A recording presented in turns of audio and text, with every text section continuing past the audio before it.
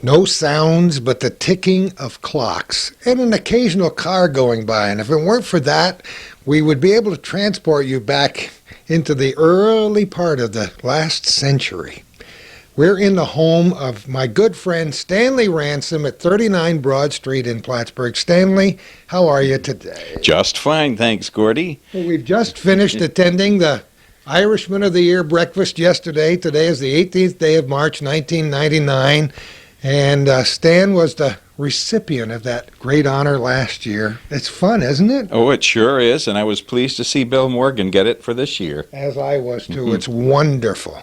You and I have talked about doing this program for a long time, and we finally decided, after we were all stirred up with the Irishman of the Year enthusiasm yesterday, we asked Stanley if we could come to his home, and he was gracious enough to bring us here today. I don't even know where to begin, except that I'm just tremendously impressed by the first room in this house. Let's talk about this house on Broad Street in Plattsburgh, its history. The house itself was built somewhere around 1830. Nathaniel Treadwell had a hand in it because he moved in here in 1830 after the freshet of 1830 destroyed Treadwell's Mills, which he owned.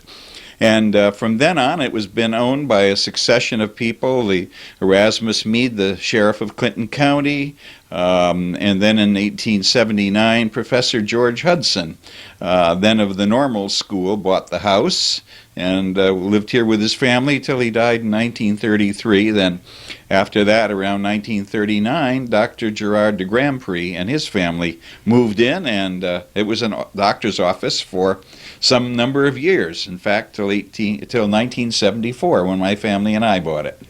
So that's in a nutshell. We've been really pleased at this house because of its place in the history of Plattsburgh, but also because it has so many interesting features, and least of which was the people who lived here, and I've been doing research on them. Fascinating people. It's now a brick home. Was it always brick, or is it just brick faced? Do you know? It's always been brick, and as far as we know, this L, which is the library, has always been here. On all the early maps back in the 1850s and so on, it does show this library. So we think maybe this library may have even predated the original house. You know, sometimes in the old days they built a small dwelling to live in while they finished off the rest of the house, and this may have happened here. It's a marvelous house. I love to walk on the floors. I love the sounds houses make when you walk through them. I love the wide boards. I love the feelings of old houses. I don't know if you believe in fate and you believe you were meant to be in this house, but you've certainly become part of its history since you've been here. Well, I've certainly been pleased to have this house, and my wife, Chris, who, as you know, is the medical librarian at CVPH, and I really have kept the house up, put on new roof, and fixed things when they needed fixing. So we are very pleased to be one of the families that can continue the support of the house, which is the way we look at it. It is absolutely essential to do that. And those people who view this program on Hometown Cable get kind of a little history lesson almost every week. The names you've mentioned are familiar to the people who watch this program because we did 2 programs at the Special Collections at the Feinberg Library, and Dr. Hudson, of course, is prominent in the history of our local campus. Oh, yes. And he did quite a lot of work, for instance, on the geology of Valcour Island. I was happy to turn over to the Special Collections 13 volumes of his studies on Valcour Island. And we came across so many things here in the house that eventually found their way to Special Collections. Besides the house itself, was there anything ancient in the house when you bought it? Not too many things. When we bought it, the doctor had been in and he had changed some things perhaps, and we are still trying to find out more about the history of the house. But outside the house, we've dug up things like old clay pipes dating back to the early 1900s and or 1800s, and bits of china and so on. I wish we had the rest of the pieces of the china that looked really nice. That's the feeling I get every time I dig in my yard and find a piece of china saying, oh, where are the other 3,426 pieces of that plate? Well, I was up in the attic the other day, and I lifted up a board, and I found a little pile of old letters that George Hudson had written. Well, there weren't too Stanley, many. that's what I was talking about. There's just a few things. Well, let's just walk over here. I knew there was a reason for us to come into this house today. Stanley's got half of the good discussions that should have been on television we had before the camera started, so I'll try to remember to backtrack a little bit. Oh, my goodness. See, when you're poking away under the here we go. Under the floorboards, you come across... and the mice never got there. Oh, here's Admit to a Course of 12 Lessons in Voice Culture, 1877, signed by George H. Hudson. This is in Lawrenceville. You know where that is? St. Lawrence County. St. Lawrence County. Well, he did go a lot of different places. Oh, my goodness. So you here's things on the state normal training school. A lot of the things like the early programs are now up in special collections. 1891, the fall term of the Plattsburgh State Normal and Training School begins.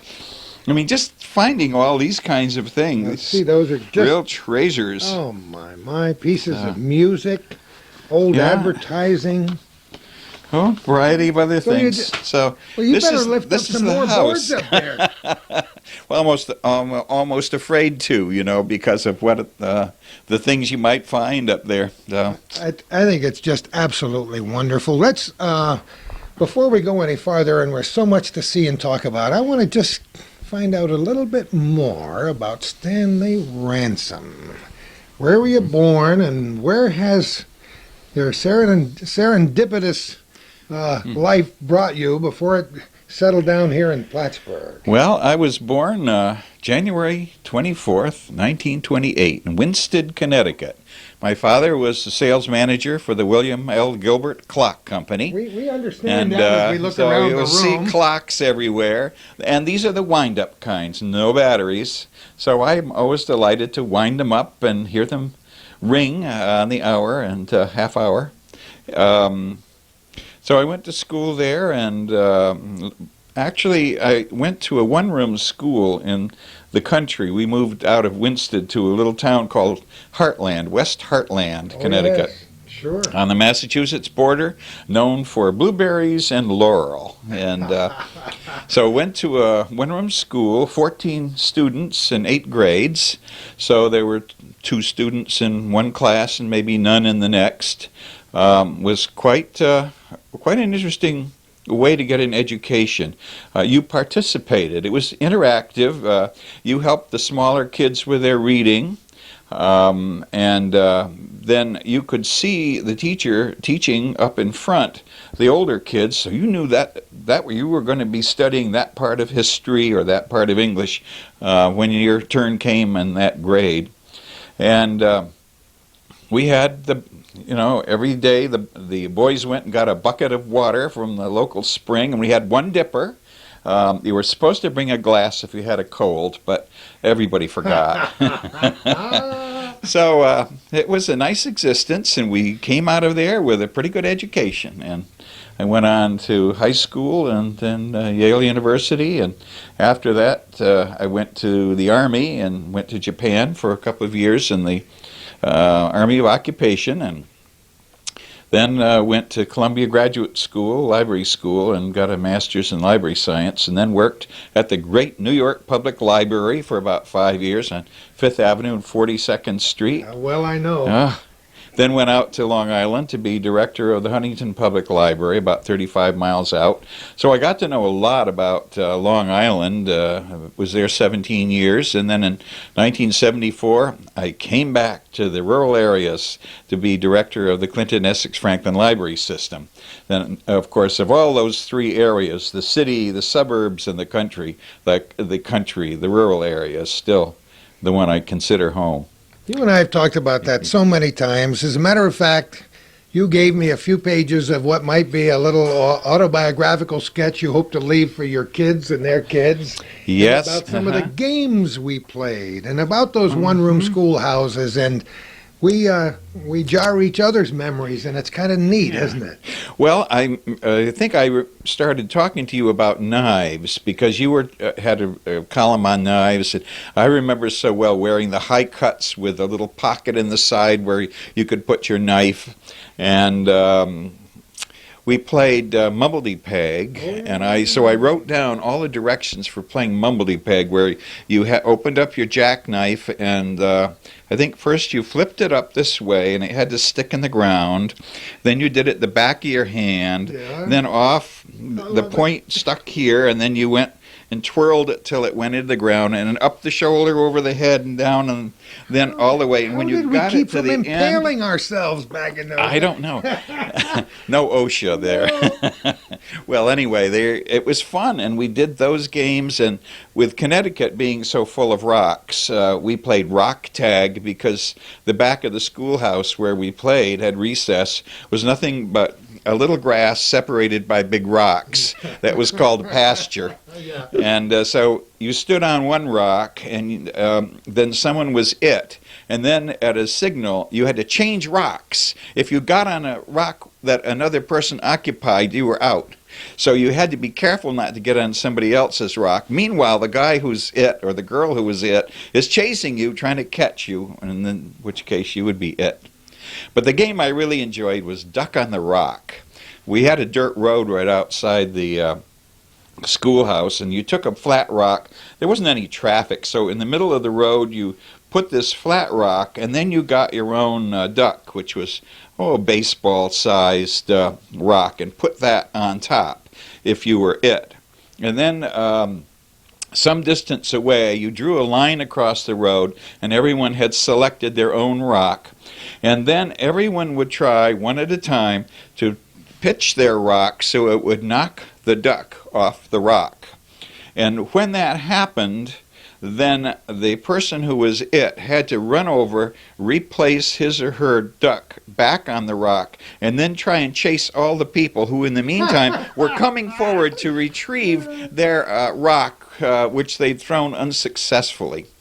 So that was a popular recess game, Duck on the Rock. I remember the game, and only now do I remember the details. I could remember the names of many of these games, but the rules, since I cheated a lot as a small child, the real rules escaped me, but they're wonderful games we played. And I did another column about leaving to kids to their own design at that age, and it's amazing how they develop these patterns of play on their own. And one of the things we did was we took into account the types of groups we had. For instance, if there were little children, we often played statue. And statue was usually on somebody's lawn, was whether they were little children or big, everybody enjoyed it. The person who was it swung the person around and then let them go, and they fell on their arm, leg, whatever, and stuck their tongue out, made a face, and put their hand in the air. The idea was to make as ridiculous a statue pose as you could possibly get. So you just stayed there in that position until everyone had been tossed around on the lawn, and then somebody was chosen as the judge, and they would go around and decide who was the funniest and the most ridiculous, and that person then got to be it.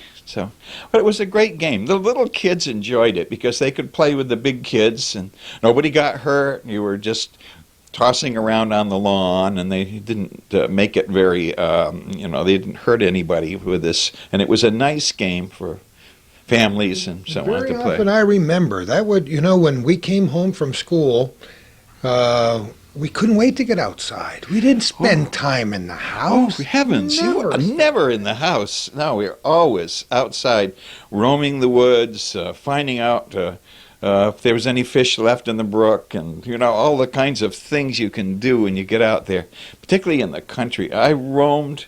We had 200 acres, mountains and a river and a stream, and I just roamed the whole place, pretending that I was King Arthur and his knights, and so jumping and slashing at the laurel bushes, the enemy, and making boats to sail on the brook, and having wars with all my different parts of the fleet, what you could do is you took birch logs were the best, the stove wood, Oh, yeah. and you split it down through the middle, and then with an axe you chopped it off to a point.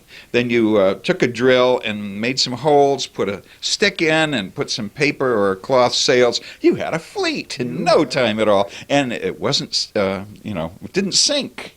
Unsinkable. It's the unsinkable Molly Brown. But it's what Disney called imagination. That's right. Oh boy, and that's where books come in, and your whole life a lot of your life has been centered around books, hasn't it? That's right. My father had one of the finest libraries around. I think he had about 3,000 books, and he put them up in the attic, and he put them up in the closets, and I would lie there for hours. There was a little window there, and I would huddle over there, and I read books far too adult for me, and I didn't understand a lot of the words. Sure. This is the way it went. But I read Count Luckner the Sea Devil and all the adventure things and just everything. And when I got down to it, after I'd finished as many of those books as I could, I even read Peggy Stewart at home and all my sister's books because I was so anxious to read something. Yeah. Isn't it marvelous? Isn't it marvelous? And it never leaves you. But the picture we're trying to paint here is one of how delicious life was when we were children in the country, in ways that it's very hard to recreate now, even in the country, because times are so different and parenting is so different now than it was back then. That's true. Our parents were very supportive. They encouraged us to read and brought us books, and not only that, they brought us musical instruments. Almost all the people in my family played one instrument or another. My brother played the 5-string banjo, and others played the piano and sang, and my father played the violin. And my father was the kind of person who, on his way home from work, would stop at a pawn shop and bring home a tuba. Well, everybody try it out. Well, nobody could make the thing work. Okay, we take it back. Well, next would come a slide trombone. Yeah. Couldn't make it work. Well, my goodness. How about a cello?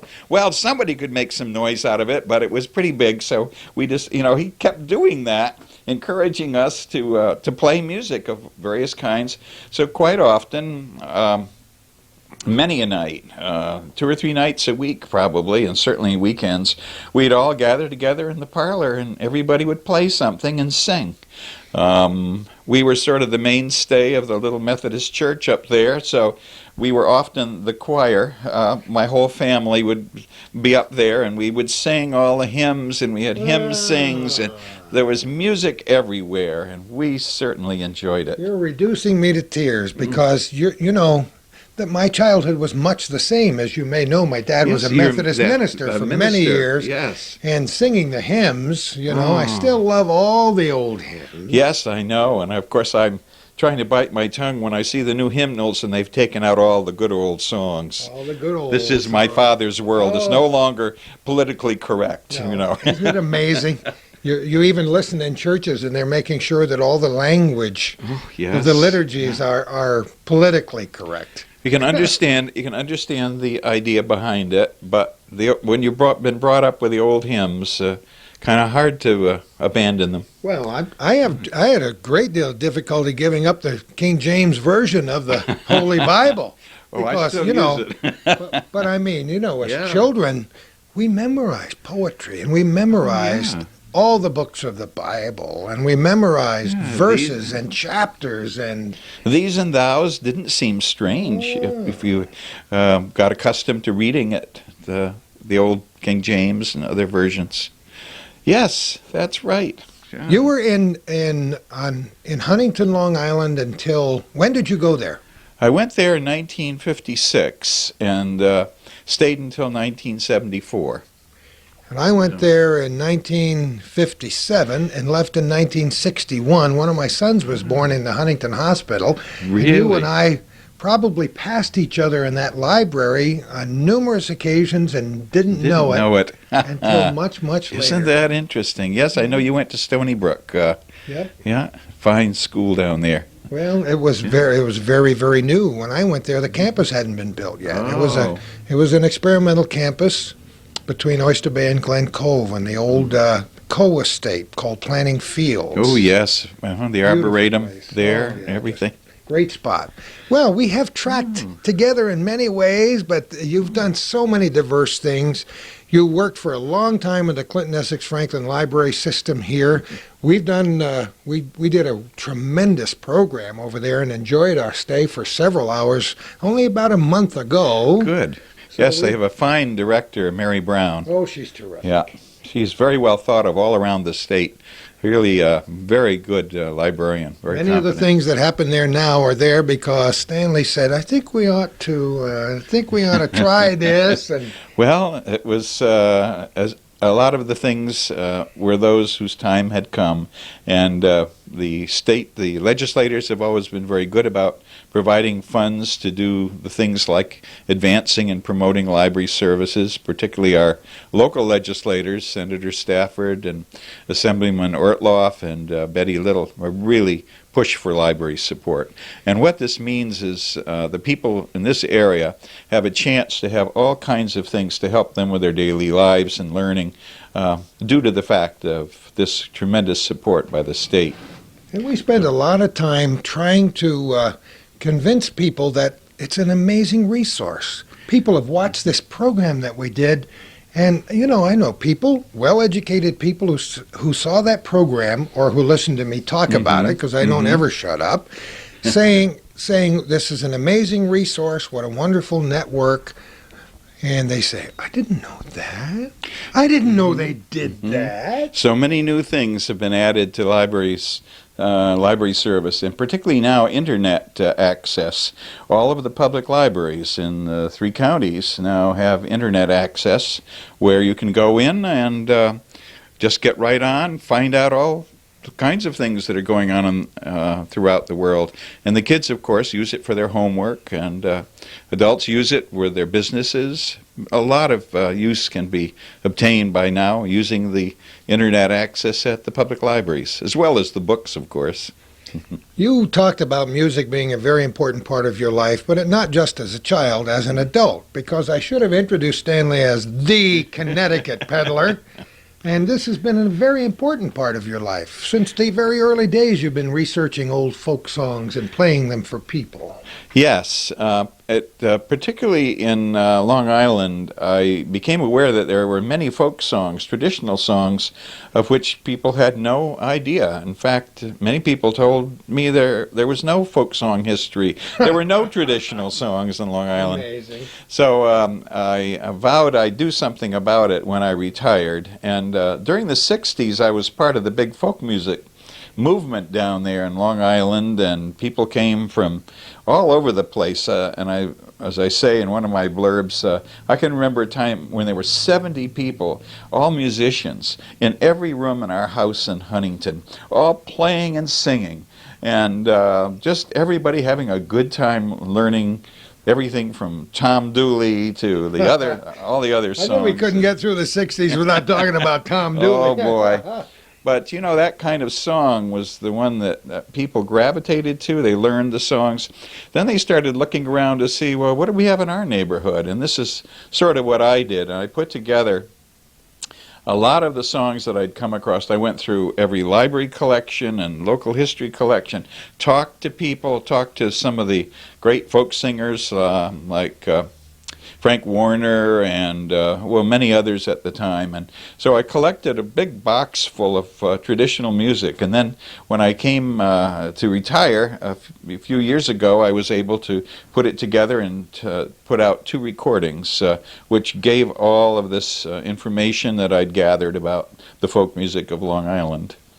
And then you came up here. Well, you wrote a few songs down there too, right? Just a few, yes. Some of the civil rights songs and this kind of thing.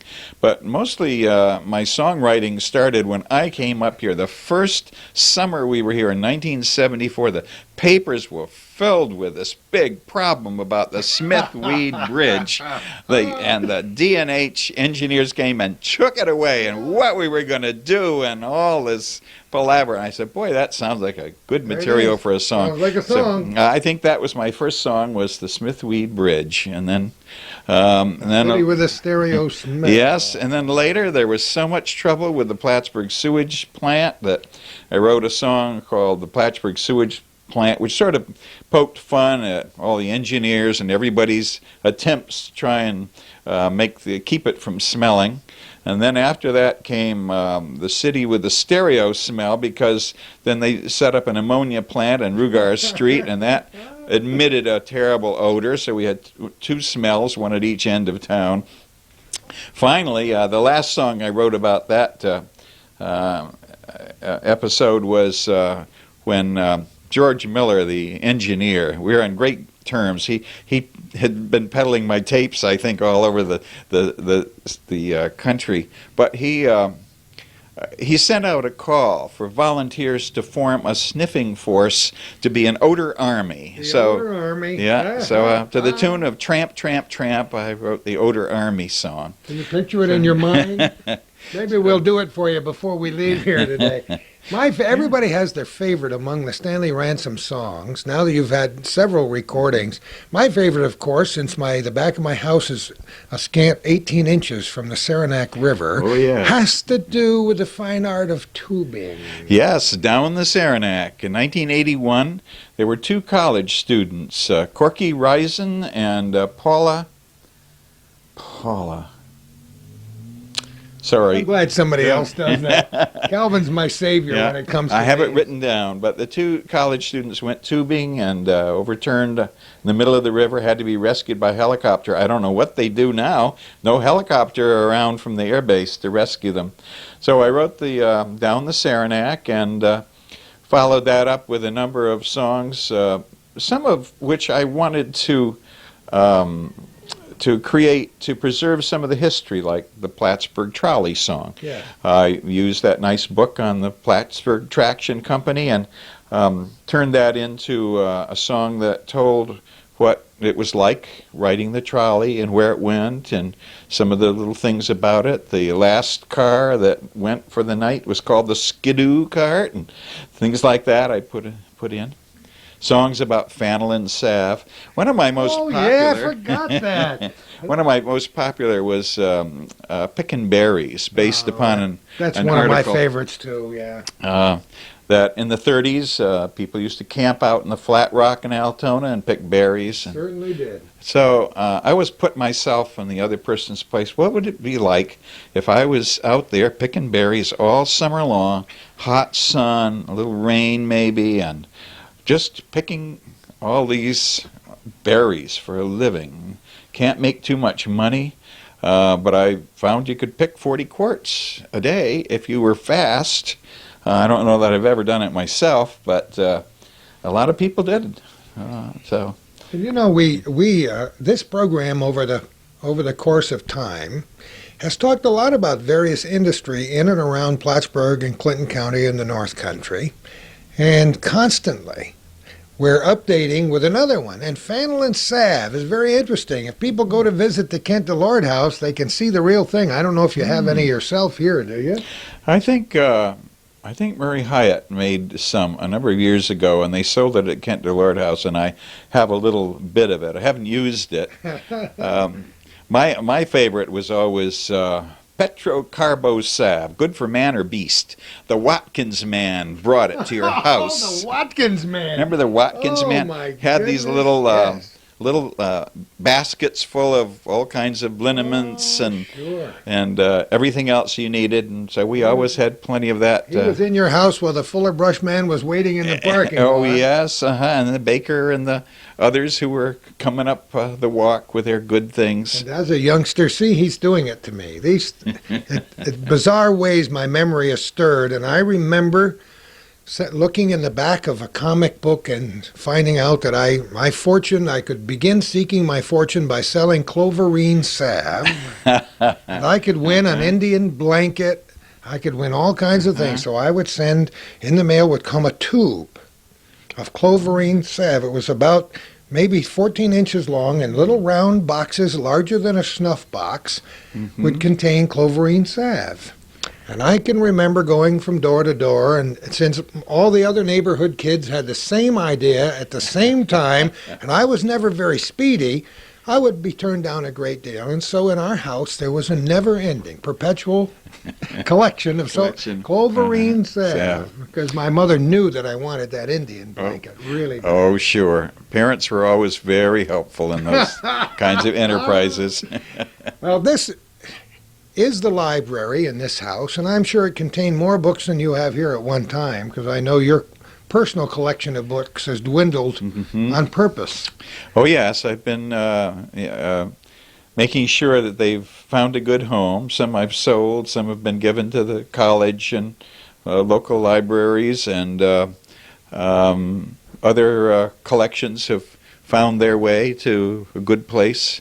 One of the collections I worked on for years was Donald Westlake. He came here in 1978 to give a talk on writing comic mysteries, and I really thought he was great. In fact, he and his wife spent the night here with us, so I got to know him, and I started collecting his books, and I eventually had about 200, all different titles that he had done, and I eventually felt that I had probably about 98% of everything he'd ever written.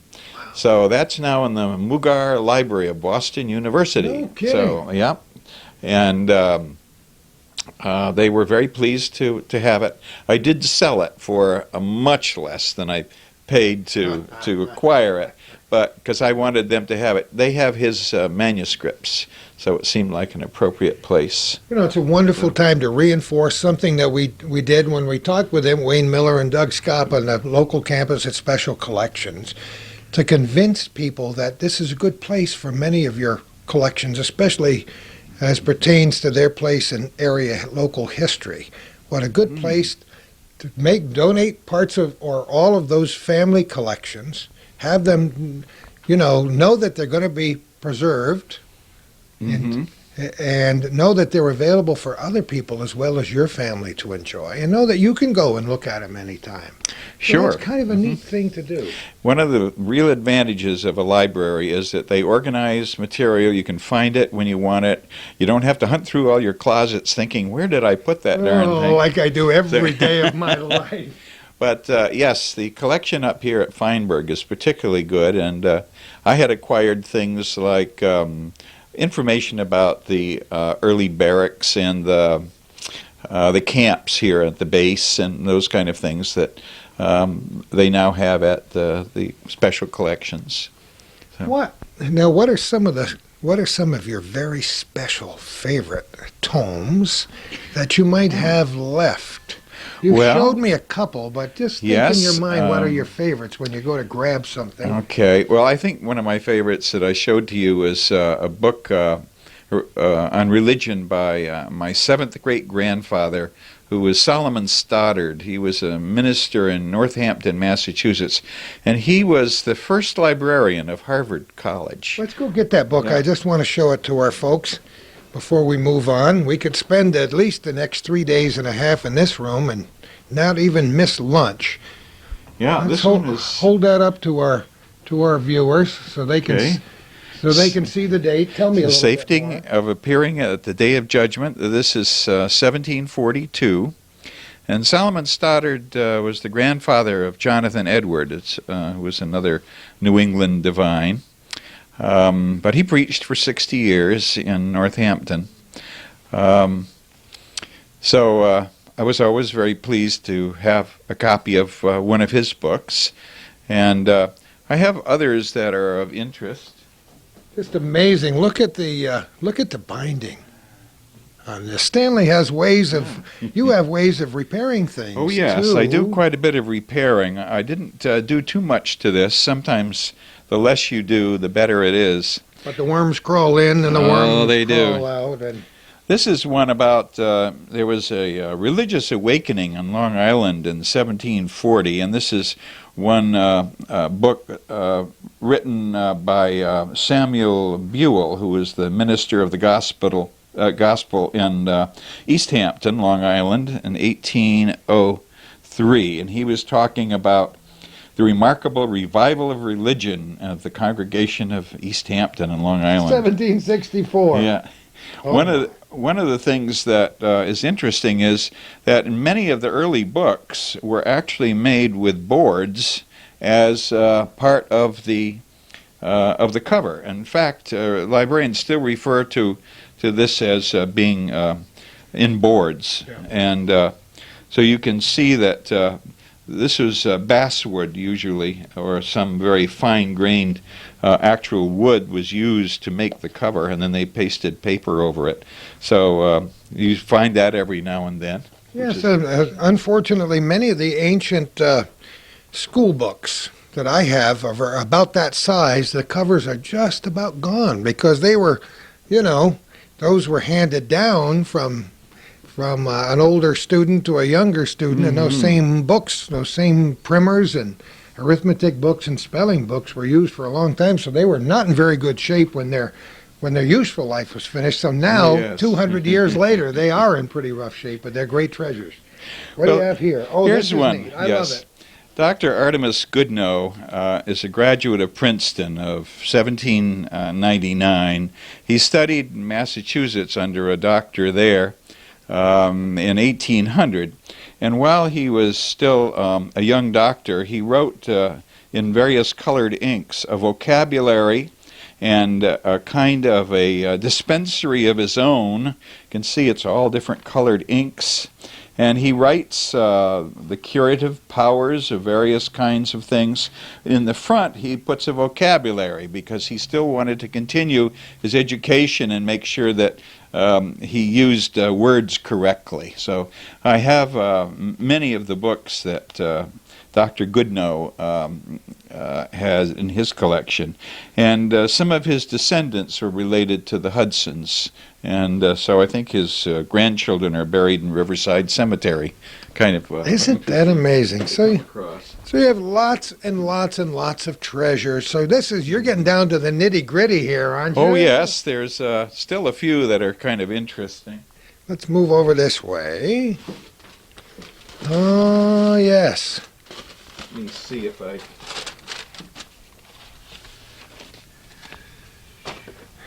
I have some ancient old song books and sheet music and hymn books and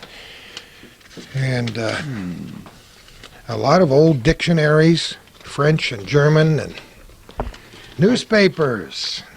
Ah, this looks like a gem, Stanley. What is it? This is one of the Boston papers that Dr. Hudson had come across, and I found the Christian Register of 1879. And I believe this is the one size that includes his marriage. He was married to the daughter of the sheriff, Erastus Meade, and it appears in some of the Boston papers. They had strong Boston connections. So still have lots of these kinds of things. Isn't it nice to have a house big enough so you have nooks and crannies? Oh, yes. And there's so many interesting things you can find. Cubby holes, my mother would say. It's in the cubby hole. I was trying to find out. Here's one, perhaps, that you don't see too often.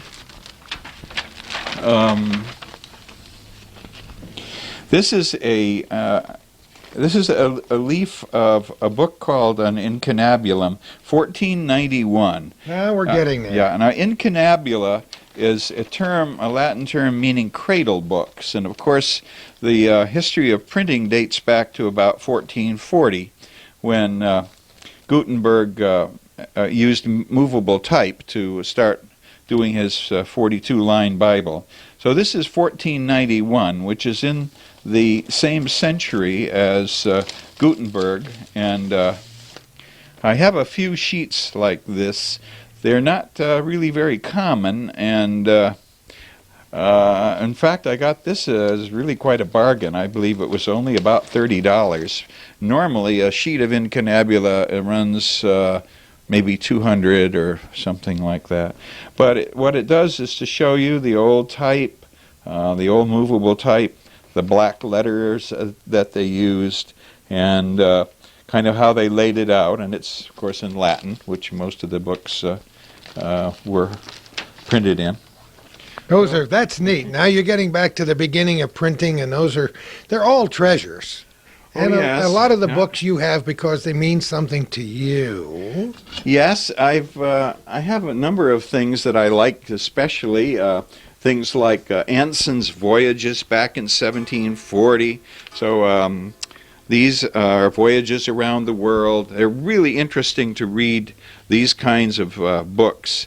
They're fascinating themselves, and one of the little things that's enjoyable is when you see that books printed before 1800 have what looks like an F, but it's really called the long S, and you can tell that a book was then printed before 1800 when it has the long S.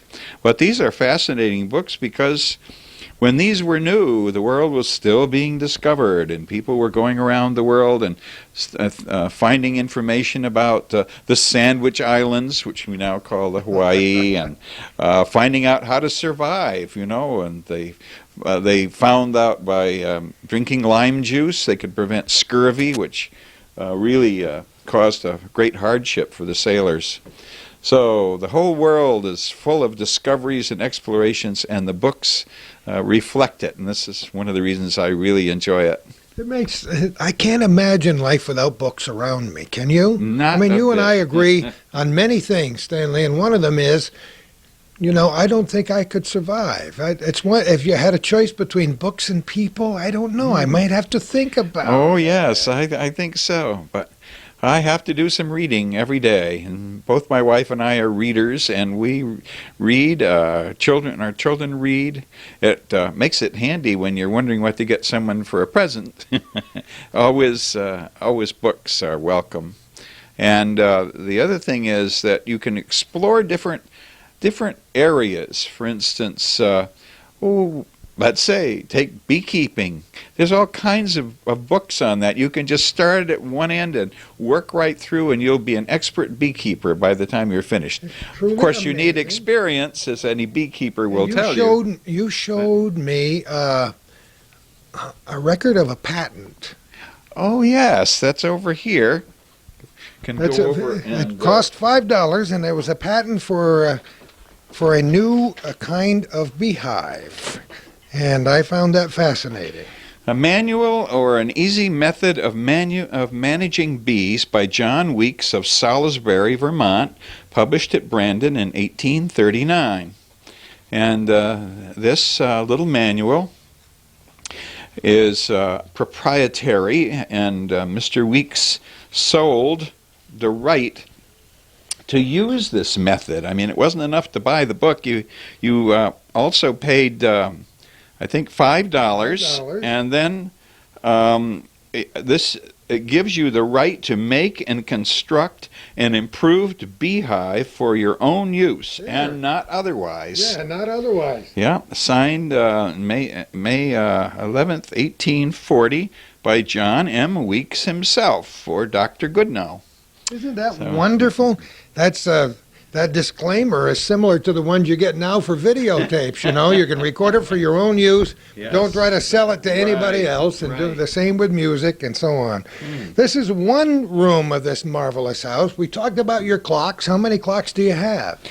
Well, I don't know, probably around 50. I have quite a number still in boxes up in the attic. Mostly those are the smaller ones, like the little alarm clocks here.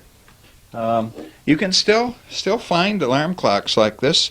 They have a very loud ring. Oh, yes, they do. And sometimes they have such a loud tick that you wish they wouldn't be quite so loud. But they you see, I'm comforted they're sturdy. I'm comforted by ticks and chimes. And if I had 50 clocks ticking, I'd love to sit and reflect after reading a few chapters of a good book before I go to bed and close my eyes and try to separate the tick of every clock and identify it by its sound. Yeah. And it's a very interesting Interesting. exercise. And certainly you can tell by the sound of every clock chiming which clock it is, because mine never chime at the same time. So anywhere from 30 seconds to 10 minutes apart, they'll be chiming at different times throughout my house. I find it comforting. I do too. In fact, if I come in the house and we've been away for a while and the clocks haven't been wound, the silence is too dead. It's not right, is it? I can't stand it not to hear clocks in the background. When my mother came to visit me, of course, we have many clocks in every room of my home. And in my bedroom, of course, is no exception. And my mother came to visit when she was about 85. And I said to my wife, we'll make this sacrifice. We'll sleep in the guest room upstairs and let my mother sleep in our master bedroom. Well, in the middle of the night, I hear this horrendous caterwauling, and it's my mother saying, "Stop the clocks! I can't stand it another minute! Stop the clocks!" Dear. So I had to either stop or remove every clock from the room before my mother could resume her night's Isn't that sleep, interesting? because every time a clock ticked, it was like the Russian army marching through the bedroom for her. So perspective is a good word. Hers was a little different from mine.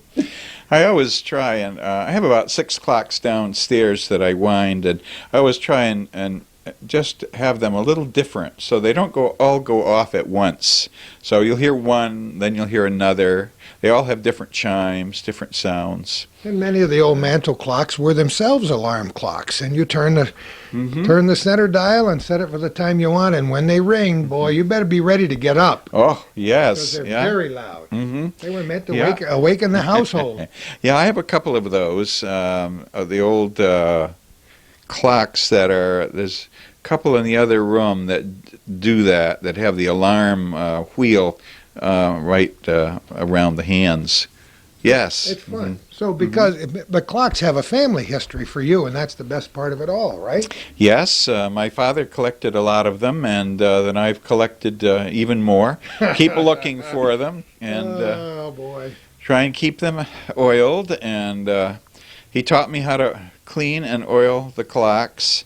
And after each cleaning and oiling, which is not too frequent, then on the back you write in pencil when you oiled and cleaned the clock, and you put your initials. So I have clocks with a little stream of names going down, and That's wonderful. I love that, because that itself becomes a part of the whole history. oh yes, and it records the fact that these clocks were giving loving care and attention.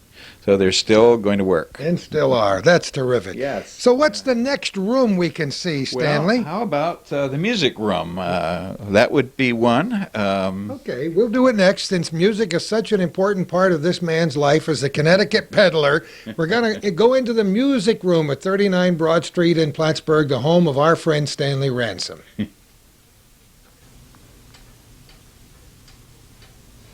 You listen for the clock to see if the ticks are balanced. If the tick and the tock are the same length, you have it pretty well balanced. This clock, this Gilbert clock, has a very special meaning for you. Yes, it was designed by my father, Stanley Ransom Sr., who, as I said, was the sales manager of the Gilbert Clock Company. He was also manager of the specialty division, and he did such things as putting courier knives, prints in some of the case bottoms, and a variety of other things. This is a clock that he designed and then had the engineers do as a prototype back in 1931. They made different banjo clocks than this one, and they decided not to go with this particular line, so this is unique. So they sold it to him for $2. Don't you love it? Yeah. The $2 banjo clock, huh? So we've kept it in good order, and it's still running, and it has a Westminster chime, which is dum pa pum pum pa pum pum pa pum. However, it's slightly off right now, and I haven't gotten to fix it yet, so it goes in a kind of a scrambled note. That's all right. I got one that rings 13 times at 1 o'clock, so don't feel badly. But that's just one of the idiosyncrasies that you love. That's a great clock, Stanley. So what else? I'll follow you. Well, there's 2 more out here Okay. I wanted you to see. Oh, here we go. Oh, I have one very much like this. Yeah, this one I bought up in Chazy at one of the antique places up there, and it's a pressed wooden back, oak, probably around, I think it's 1896, And I always like this one. It has a good tone to it and keeps very good time. And the other one I got from none other than Chet Bosworth. Did you at really? the Methodist Church flea market several years ago. It's called the Dog-Faced Gilbert. Can you see it looks like a little Pekingese here? Now that runs exceptionally well too, but I decided I would have only one of these pair going at a time. The Dog-Faced Gilbert, that's an absolutely new one on me. Yeah, the Dog-Faced Gilbert. So just an interesting variation on the one of these clocks. Variation on the theme. Oh, it's wonderful. You got treasures everywhere here, Stanley. Yes, Copperware, some of these tinware. Some of these are interesting to me from the Long Island standpoint. For instance, this one you can see has the double spout, which indicates it's a sperm whale oil lamp, because the sperm whale did not burn with a single wick. You had to have double wicks. Apparently, something about the oil to get it. So I have a couple of those whale oil lamps that I have. Actually, I put pictures of them in my book on Long Island songs. Did you really? Along with, I have harpoons, a couple of harpoons too, that came from a Sag Harbor whaling family. So those are in one of my books too. All right, next, the music room. Okay. This is a working room. This this is a working room. Yeah. You're underway. This is my unsold collection of Long Island tapes and CDs. I love Long Island and my Long Island home, both the tapes and CDs. So this is my big investment of about 2 years ago, and I've been selling them, many of them for schools and libraries on Long Island, and they seem to be doing pretty well. But I still have a lot left. You know, we don't mind doing a little pitch on the program because you've worked so hard to perpetuate love for old-time music and folk music. What's your phone number here? Do you want to give that out, or would you rather give your address? 563-5719. Yes, 39 Broad Street in Plattsburgh. 12901. Right. And just let Stanley know if you're interested in any of this material or to discuss things with him. This room is incredible. You said it's a work in progress, as is every room in my house. My wife tries to pick up after me, but it's a never-ending job. You got some marvelous things connected with music in here.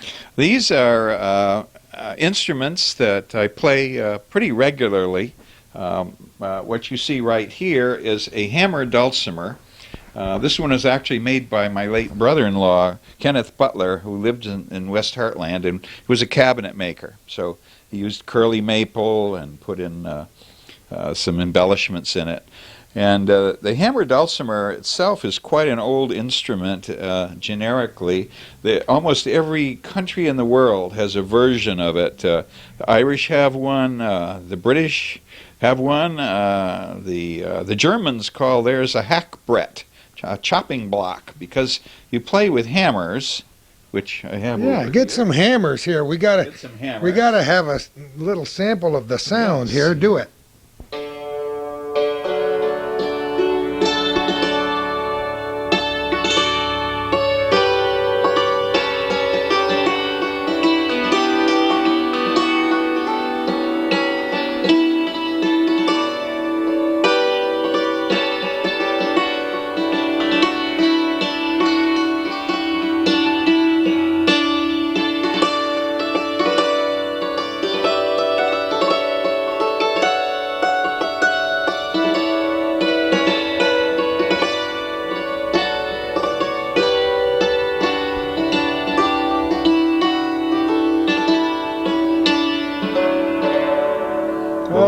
That's Irish music there. Oh, you've got the season down pat. So this is the treble bridge, and the notes on either side are a fifth apart. And then there's a bass section.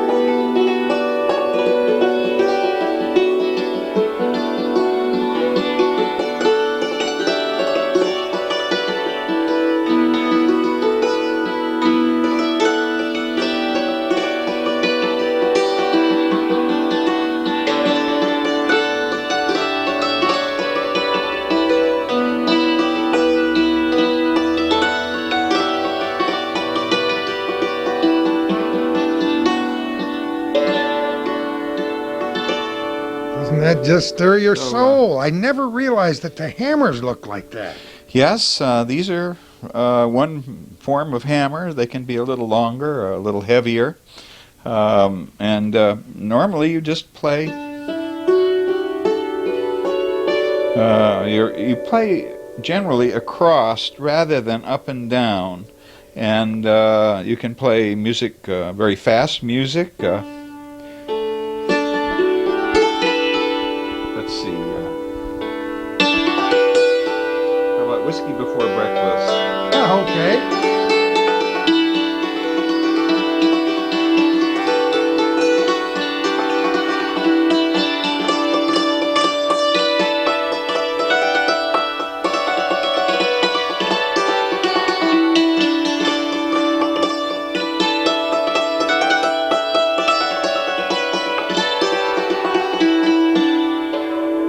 You're listening to history when you listen to that instrument, aren't you? Yes, this is, as I said, quite an old instrument. In fact, it's mentioned in the Bible, the book of Daniel, chapter 2 and 3. Nebuchadnezzar had a big wild party, and he was supposed to have had hammered dulcimers at his party. That's fantastic, and it's tuned not in a dissimilar way to the piano.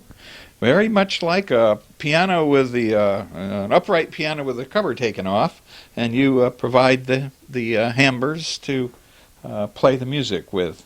Absolutely unique sound. That's wonderful. What else do we have in this room? Actually, this one is the one I was just working on tuning up, because this one was made by a kind of a relative of mine, Henry Ransom, back in 1855 to 60 in Sherman, New York, out in the western part.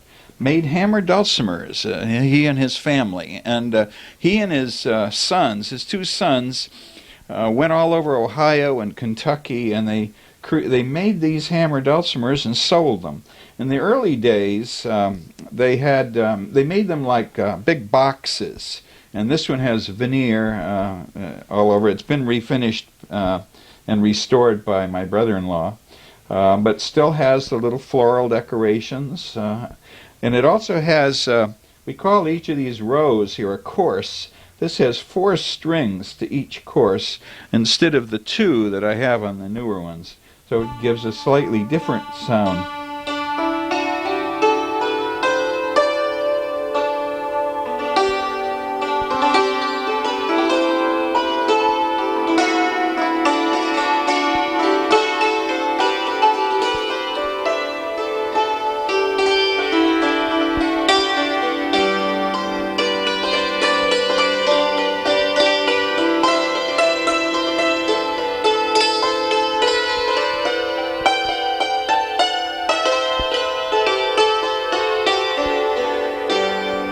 Oh, it's kind of a little... Everyone is different, isn't it? Everyone is a little different. Yeah, and I really like the sound of this one. I do too. With all the extra notes, it does take quite a while to tune it up, but I like the sound of it a lot better than some of the newer instruments. However, I have a small one which I use. This was made by Rod Driscoll down in Peru, and I use that as my basic traveling one. And that's a very nice sounding one also. You have a microphone attached to it? Yeah, I can plug that in. And so I also play other varieties of instruments, and some of the ones I have here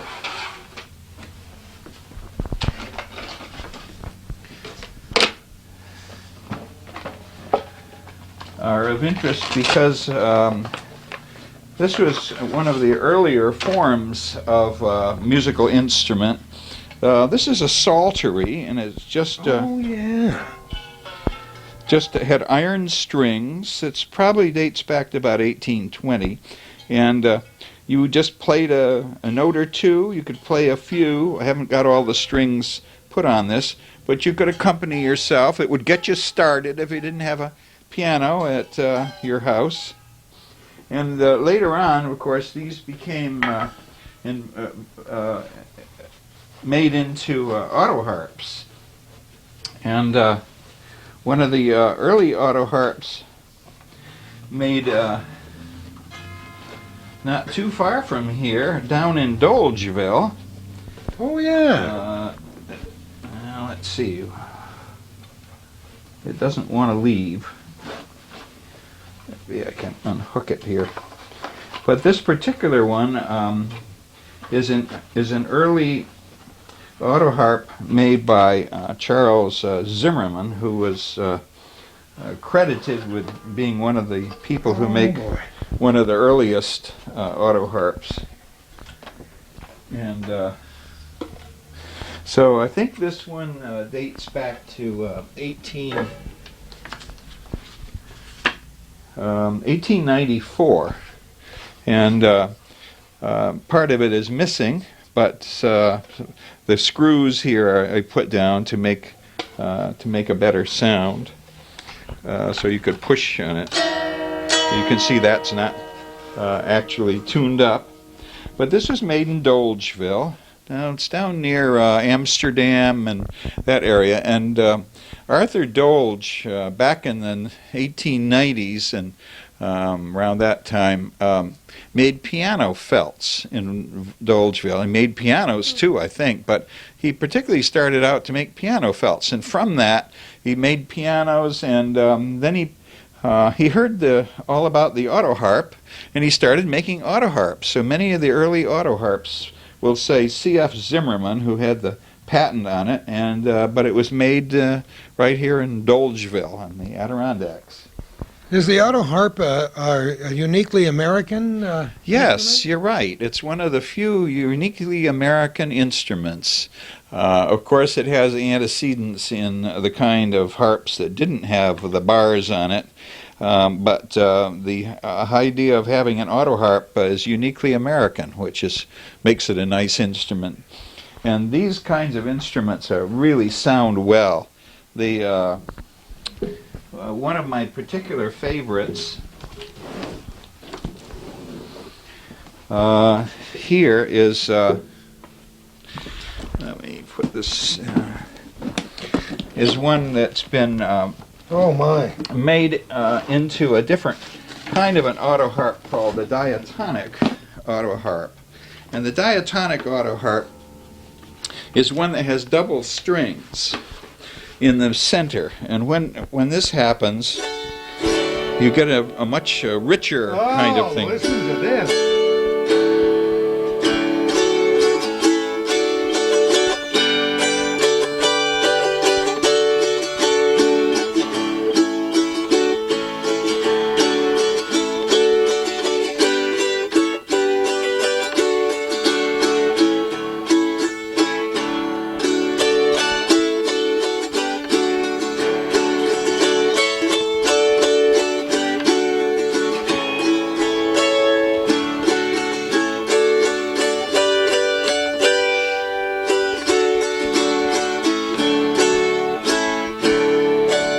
I'm sure you know that hymn tune, "Oh Sweet Hour of Prayer." Oh, sweet hour of prayer. I could almost hear Calvin trying to hum back there, but he thought better of it at the last moment.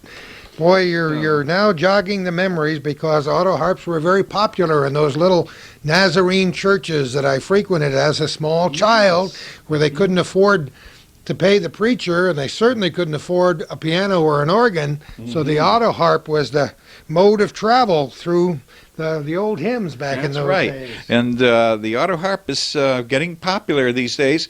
I believe Monday night, Paul Smith's college, they're having, I saw on the paper today, Brian Bowers, one of the foremost auto harpists in the country, will be performing there.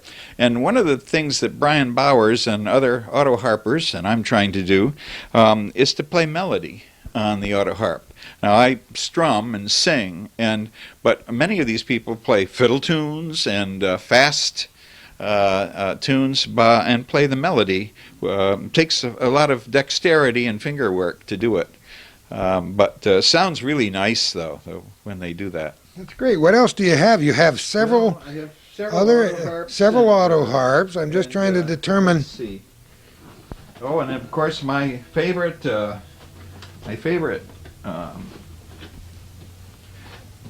We're going to get him trapped behind his instruments here. Oh, It's look my at this. favorite old Gibson mandolin. And, Oh, it's beautiful. oh.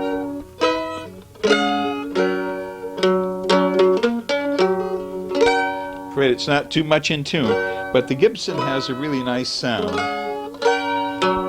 And Guaranteed, I can see by looking inside. It says Yeah. guaranteed. yeah, it's guaranteed to have a good sound, right? But so I play this on my many of my recordings. I've used this instrument to play. I'm working on using the auto harp now, as well as, of course, the guitar. And the guitar seems to be the main instrument, and that seems to work the best. I remember as a child my mother sitting us around in one of those evenings where we all sang, and my mother had a mandolin, but the old walnut shape. Oh yes, And, I was it the potato bug mandolin, the big round back? Oh, yes. Those had a nice sound Oh, too. just absolutely Mhm. marvelous. And she was very good. No idea where she learned to play, but I wish I had it now. Oh, those are great instruments. Yes. They had, as I said, a good sound and carried well.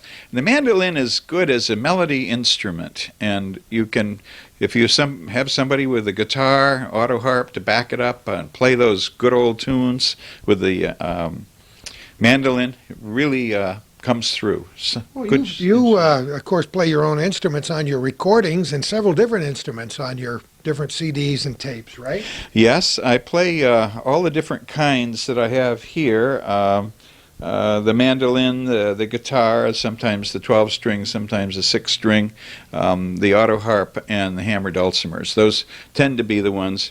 I have some banjos too, but I play mostly chords with those, and because I like the sound of them, but I haven't perfected that yet. We got violins back here, or what? are Oh we yes, well I've my. got also well these are the mountain dulcimers, and I yeah. well I have this, but I'm not leaving you much space to work with, Stanley. Let me move over this way a little bit as Stanley opens that one. Oh boy, what a beautiful instrument. Look at this. Oh. This was made by Whoops. this was made by my brother-in-law, Kenneth Butler, and Oh, that's delightful. Look at it. but and his wife, Kenneth's wife, asked me to take it and play it. So I haven't been playing it too much, but I do every once in a while. It's nicely made, and he likes to put the little mother pearl inlays on it. The reason I don't use this as much is because it's a quieter instrument. It's the kind of thing where if you're gathering with a few friends and wanted to sing Barbara Allen or Greensleeves, this would be the one you'd choose.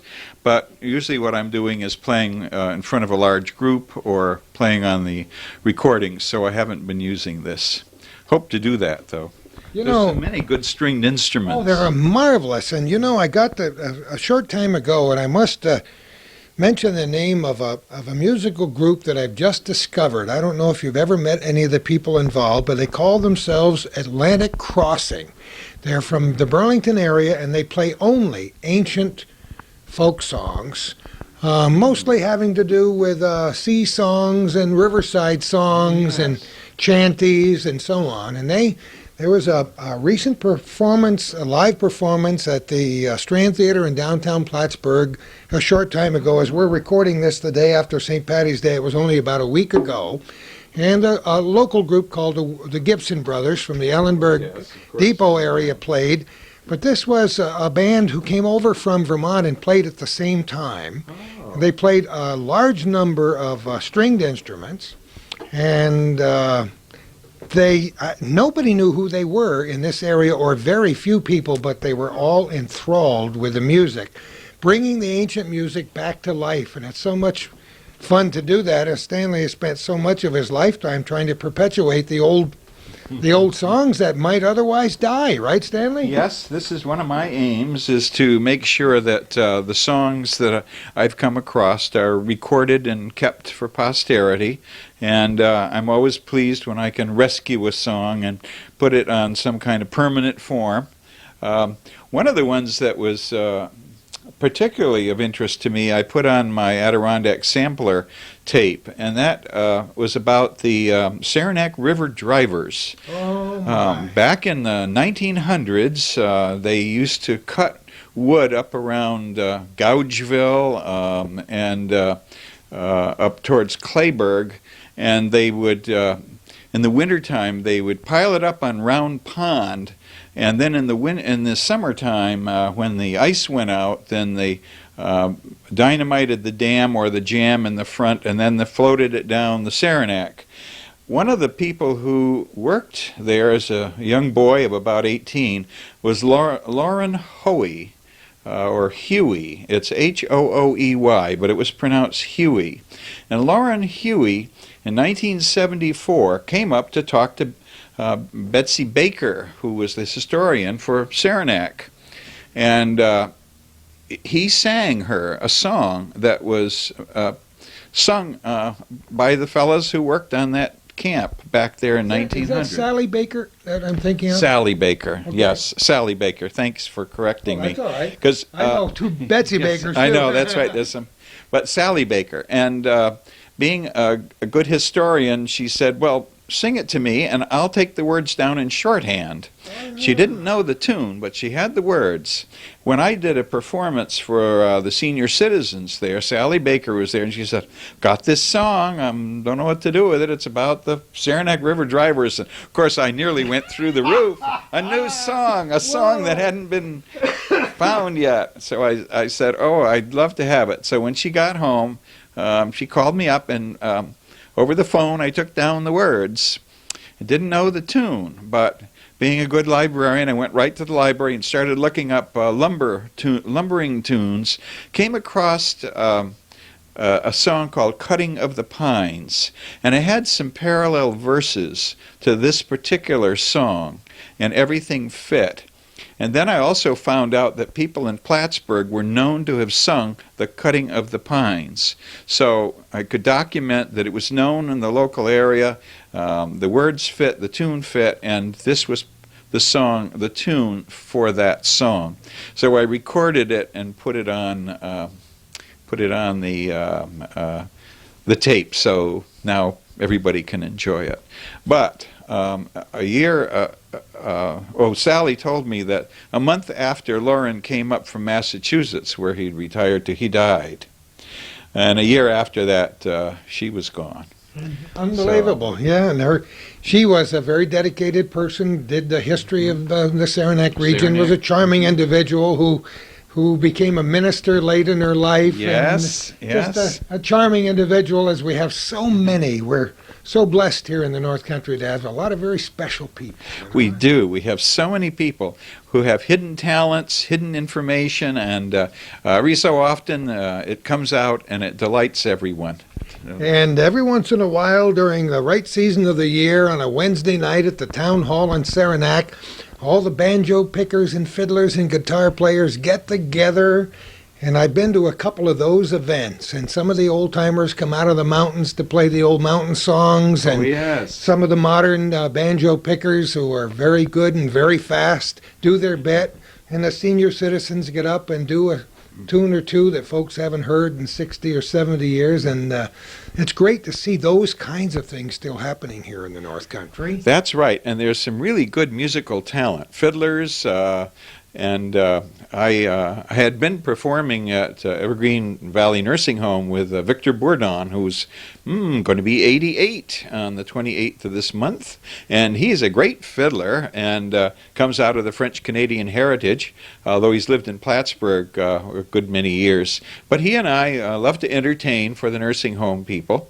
And there's so many other people, Smokey Rabidou and the Kitchen Band and all the other people who perform now and then for people's enjoyment. I think it's just great that here in the North Country we have all this talent.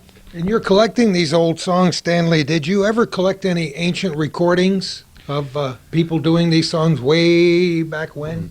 No, I haven't gotten into the recordings too much.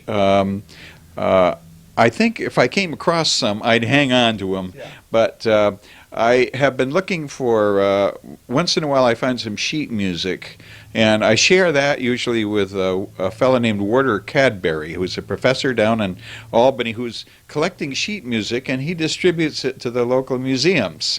So when I heard about a song about Grace Brown and Chester Gillette, came across it in some of my reading. It's called Entreaty. So I asked Warder about that, and he sent me a copy, and that's now in all the local libraries. So. Isn't that amazing? Look, can you step out here so we can talk a little bit more? It's wonderful to be in this music room because music has been a huge slice of the Stanley Ransom pie. So you feel closer to what it's all about when you're doing with music and books, but music, I think music is basic, isn't it? Music is really basic, and I love to sing, play, perform, and listen to this type of folk music. I'm very comfortable with old-fashioned, old-time music, and this is one of the reasons why I enjoy performing for the nursing homes, because you can do the old songs and people will remember them, and once they start singing, then it brings back memories to them. And I appreciate the fact that I can do that. But I like a lot of different kinds of music and enjoy playing. And I usually practice and play every day, a little bit, somehow. It's good for the spirit. It's good for the soul. It's certainly good when you can share it with somebody else. Music is to be shared, definitely. And that's why I like so many of these coffee houses and opportunities, particularly for the younger musicians who are just coming along and a little afraid to get out there in front of people and strut their stuff. But I always like to encourage people to do that.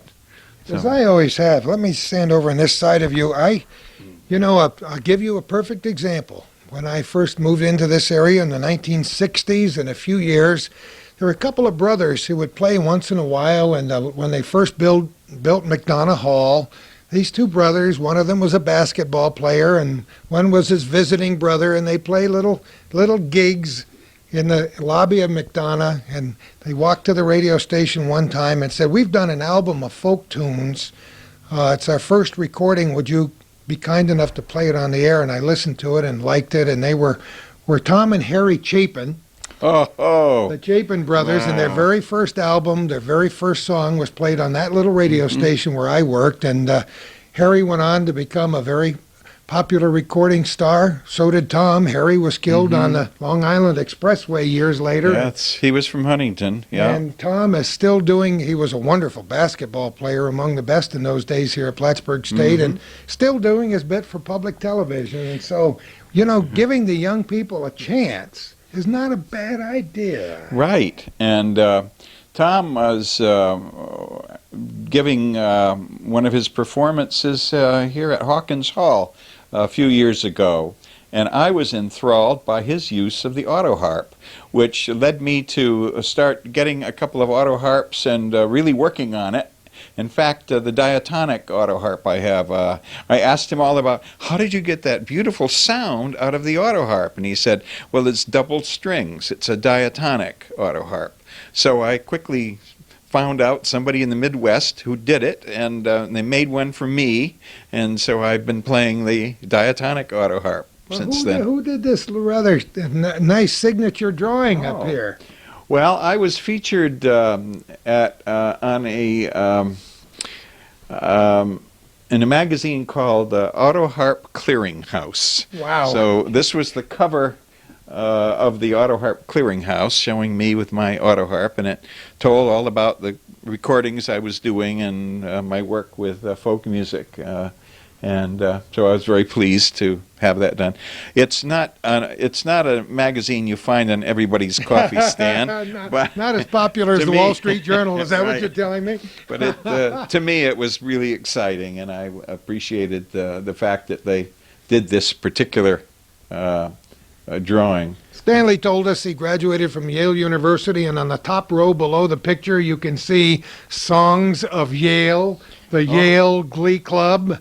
Some pretty neat stuff there. And our good friend Sid Couchy, one of the best days of our lives, if we might coin that phrase, was with Calvin and I sitting in Sid's living room in Essex, New York, and just doing as you and I are doing here today, a bit of nostalgia. Is he one of the most charming people who ever walked the earth? He and his wife, they're both very charming. And Sid has such a delightful sense of humor, of course, not only through his cartooning, but when you're talking with him. And I enjoy talking with him, meeting with him very much. So it was one occasion, 1995, that he did this. We were talking about my song about Champ, Lake Champlain Monster. So he drew this and presented it to me. I was so delighted because he doesn't give away his stuff very much, and it was really nice that he did that. He's charming. He and I have a wonderful, friendly competition every now and then, trying to decide who's right. Is it one hump or two humps or three humps or four humps? Because I wrote a children's book about the Lake Champlain Monster, and he has done so many pictures of the Lake Champlain Monster and talk about it. And he went to Scotland a few years ago and met a fellow cartoonist in Scotland, and they arrived at what they thought would be a wonderful international best-selling book with the competition between the Lake Champlain Monster and the Loch Ness Monster. And Sid came back and wrote and drew his entire part of the book, and they were going to have a battle, these two monsters. And he called this gentleman in Scotland and asked him how far he'd come, and the man abandoned the idea. And it's a tragedy because it would have been a treasure. Too bad. People would have loved that. Oh, it would have been terrific. So I don't know what Sid will ever do with his portion of it, but he is, as you say, a charming individual, one of many. Oh, yes. I've had the pleasure of meeting over the years. So you have a lot of old songbooks too, huh? Yes, I have a lot of different songbooks. Some of them are old hymnals that go back a number of years. Actually, I had a very big collection of these old early oblong songbooks. They're now in the Vassar Music Library. Oh my, look at this. So, Stanley. These are the type of hymn books that were used by organists or melodeon players. This is 1802, the Columbian Repository of Sacred Harmony, and this happened to be owned by let's see, Henry James Hudson, who was the father of George Hudson. He was a Unitarian minister from Newburyport, dated 1877. You've mentioned another magic word that has a great deal of meaning for me because I knew a man who collected and repaired and resold melodeons, but I'm sure the vast majority of our viewers have no idea what that instrument is. Oh, yes. A melodeon was one of the staple instruments of the small churches. We used to have one in our house that came out of a church, and it was a small sit-down organ with not as many keys as the current organs and pianos. And when you sat down, it had some bellows, and you pumped it up. And as you pumped it, the top of the melodeon, including the keyboard, rose up in the air. Because the top of this melodeon sat on the bellows. Consequently, when you played, the keyboard went up and down a little bit. Rise and fall of the melodeon player. As long as you kept the bellows going, well, it was probably going to stay up there. But they were nice little instruments, and they were portable too. They were carryable. So you could take it from one church to another, or a community house where you'd had a hymn sing. Yep. Now, if I were to ask you, I'm going to ask you to do two things for me. First of all, I want to ask you if you have a favorite song among all the songs you've written and learned. I know you could probably, if with about three days of thought, come up with your top 10. But are there a couple that you like more than the rest? I like Down the Saranac because of the You didn't have to say that, the Stanley. storytelling one. I like the Smithweed Bridge. I like in Prohibition Days because of the story about the fellow in Champlain who has often told the story about doing some rum running and doing it on the lake and finding a way to circumvent the raids of his boat by the customs people. And what he did was he came down to the normal school and he talked in a roundabout way with Professor George Hudson as to the various properties of certain kinds of minerals and so on, what melted fast and what floated and didn't float. So he came up with the idea, based upon that, I guess unknown to Dr. Hudson, that if you took a block of salt, it would weigh down anything, like a wooden case of whiskey, and then when the salt melted, if you attached a little float on a string, you had a means of getting it back. So this was, I am told, the origin of that marvelous way in which they escaped getting caught by the customs with a block of salt. So I wrote this song called In Prohibition Days to explain that. You like those and lots more. You like all the songs yes. you sing, I'm sure. But the Picking Berries, yeah, Champ, I like that. and Champ. So there's several that I really like, and I almost always perform these particular ones. Ice Storm lately, I've been doing lots the of Ice that one. Storm, yep. And Absolutely. I have I've been working on plans for another tape to come out of North Country ballads. One would be the Wreck of the Julie Plante, sure. which is a French-Canadian one.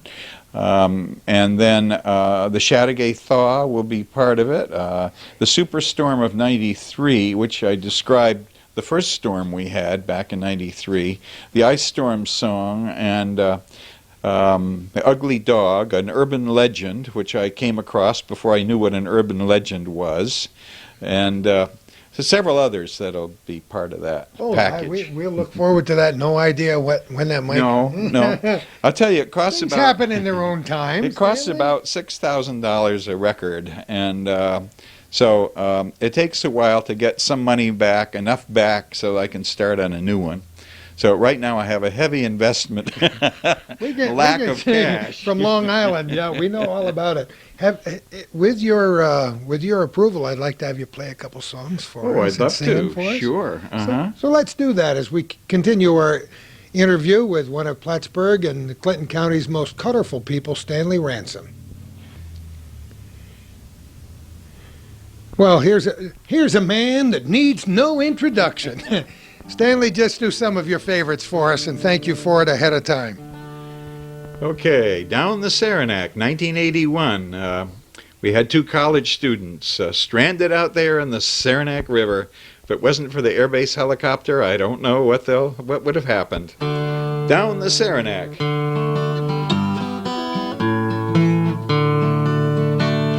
How pleasant in the springtime, lying on my back, floating on my inner tube down the Saranac. You start way up the Saranac, up by Treadwell's Mills. That's where you get the longest ride, with here and there some spills.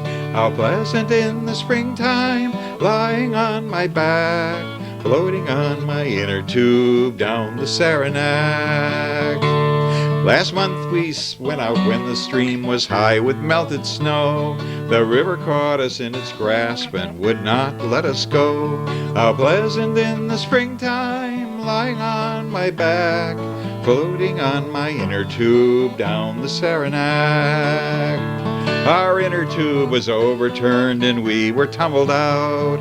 We hung on to some willow shrubs and then began to shout. How pleasant in the springtime, lying on my back, floating on my inner tube down the Saranac. A passerby who heard us called police and firemen. They tried their best to save us, getting wetted to the skin.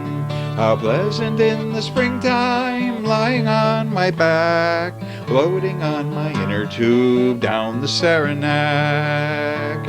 An airbase helicopter hovered right above and lowered down a rope to save me and my lady love. How pleasant in the springtime, lying on my back, floating on my inner tube down the Saranac. We want to thank the airbase and the firemen beside, who pulled us from the waters where we might have died. How pleasant in the springtime, lying on my back, floating on my inner tube down the Saranac. Don't think that we'll be staying home because we had that scare. We're going back as soon as we can fill our tube with air. How pleasant in the springtime, lying on my back, floating on my inner tube down the Saranac. Yes, how pleasant in the springtime, lying on my back, floating on my inner tube down the Saranac. I love it. Oh, that's a gem. That's a gem. What's next? Well, we talked a little bit about that song that Sally Baker rescued for us called Saranac River Drivers.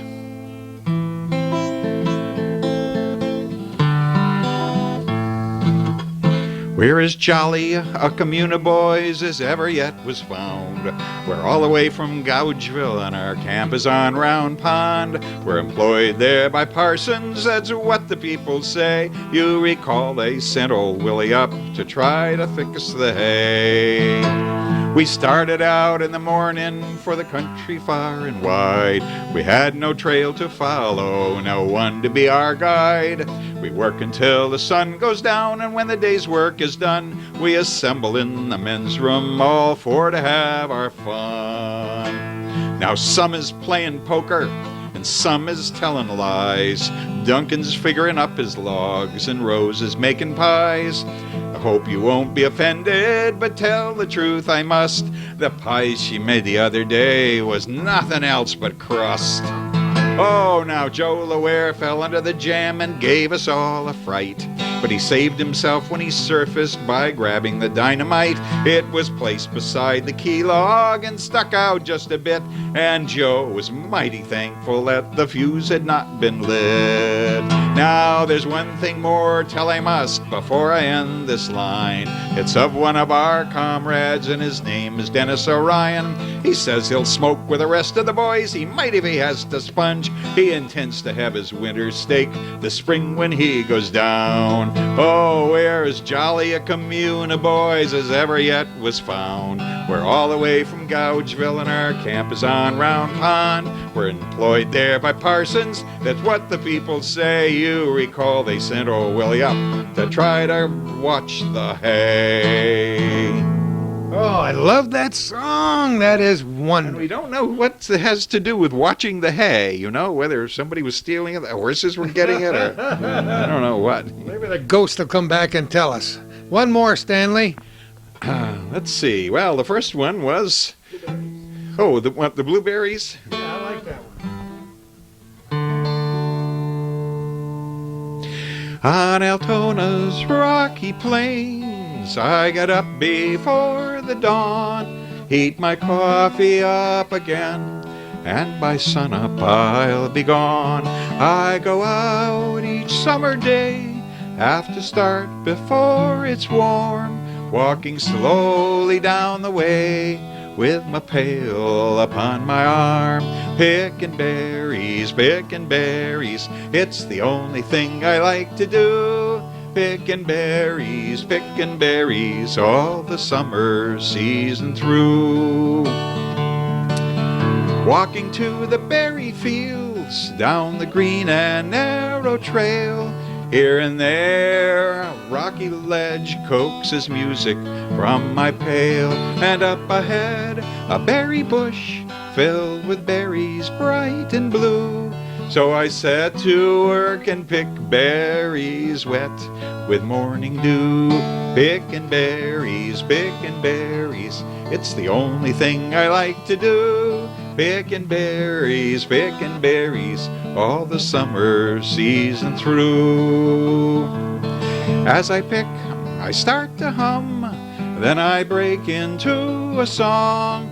Other pickers raise their heads, catch the tune, and join along. Working steady, I can pick 40 quarts or more a day, often thinking to myself, lots of work for a little pay. Pickin' berries, it's the only thing I like to do. Pickin' berries, all the summer season through. But it's nice to work outside, arms and faces getting brown. When the berry season ends, we'll be heading back to town. When the winter snows come down, we'll be thinking once again of those pleasant summer months spent upon Altona Plain. Pickin' berries, it's the only thing I like to do. Pickin' berries, all the summer season through. Pickin' berries, it's the only thing I like to do. Pickin' berries, all the summer season through. Oh, that's absolutely wonderful. I love that song, and how many... Next time we're picking berries, we'll remember that song.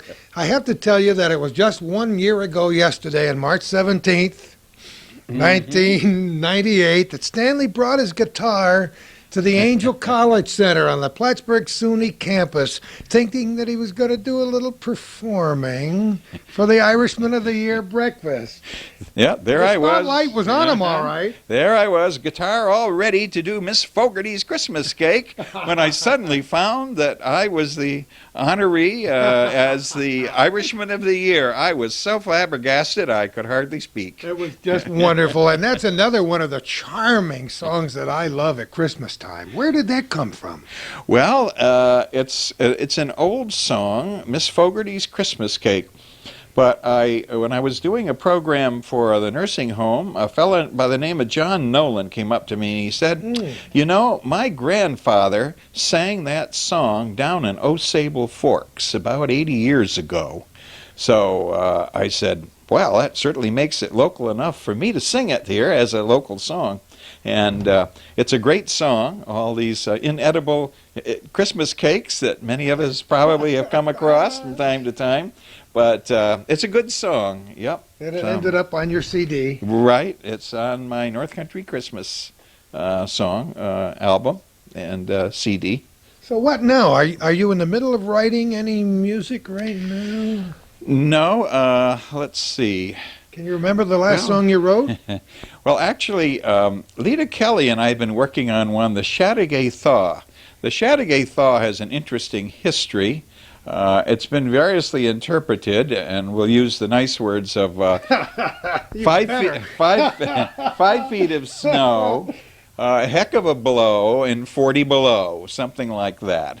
And the actual song is based upon one written by Reverend Alonzo Warden back in about 1846, and he wrote a song called The Black River Thaw. It's been published in some of the local history magazines. The people of Chattagay said, oh, sounds like something we could use. So they now made it into the Chattagay Thaw. And I was up in Chattagay a couple of years ago trying to trace back where that came from. And they were publishing it every year, about every February, in the Chattagay Record, I think it is. And they would... since back before World War II, they were publishing it every year as the Chattagay Thaw, the poem in the paper. So Lita Kelly and I got together, and Lita said she found a tune she thought would be good for it. And I agreed with her. It's called "The Star of the County Down," which is a particularly nice Irish song. And then Lita said, and I made a little verse to go with it. I could do one verse. Yes, and right, of course. so There's always time for one more verse. Yeah, we want the flavor. This is the encore. After the thunderous applause from the Blueberry song.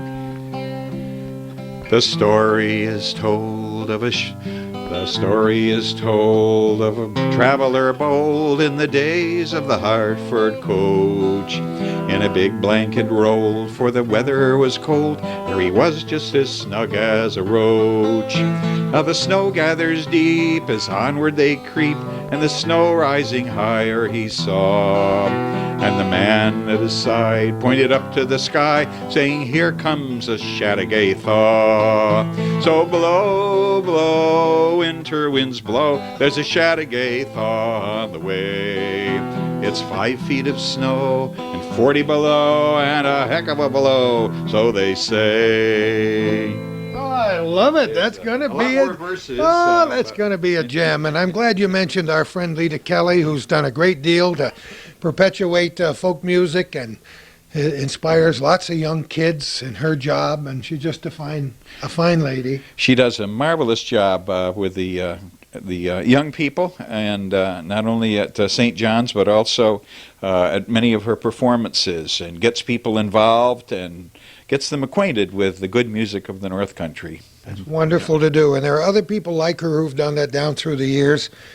Stanley, unfortunately, our time is waning for this edition, but there could be another. Well, that would be nice. Could really continue this nice conversation, and I'm only sorry my wife Chris couldn't be here to enjoy it too. She is so charming. She was with you last year at the St. Patrick's Day, and she was there with you this year too. Oh yes, It was great. well, and yes, I'd like to continue the exploration of the folk music of the North Country, or all the other things. Our books are or musical instruments or the various rooms of this marvelous house. I hope you never sell this house. I'd love Well, this house. you know, when there's just 2 of you in 5 bedrooms, you can't sleep in every bedroom every night, and just ashamed to have them all unused. It's a wonderful house, and we're so fortunate to have some great old homes still left in our community, aren't we? Yes. I particularly like the old brick homes. Something about the warmth of the brick that really makes it feel like home. That's great. Stanley, Ransom, thank you so much for having us here today. Best of good fortune to you. Well, thank you, Gordy, and I'm really delighted to be on the program with you today. Here's a guy who's done an awful lot for the North Country, and it works both ways. It works in a circle. Whatever we do comes back to us, and if we can just keep that circle moving, we're going to be happy. If there was one more thing, one song unsung, one chapter of your life, a secret dream, is there something you'd like to do to make your life complete? If you had only, say, 40 more years to live, that you needed to... I would, if I had a little money, then I'd put it into more recordings. I think I'd like to finish up the recordings of North Country songs, do some Hammer Dulcimer, and I've got a children's recording that I've done for my grandchild and some others. There's many things in the works. You know, when you retire, you don't retire from things, you retire to things. Boy. That's How my well, philosophy. How well I know that. And there's so many things. I'm writing my autobiography. I'm working on a couple of projects now new things to explore.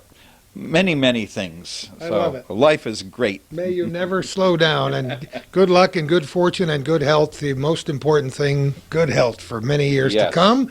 And who knows where we're going to be next time for the program called Our Little Corner.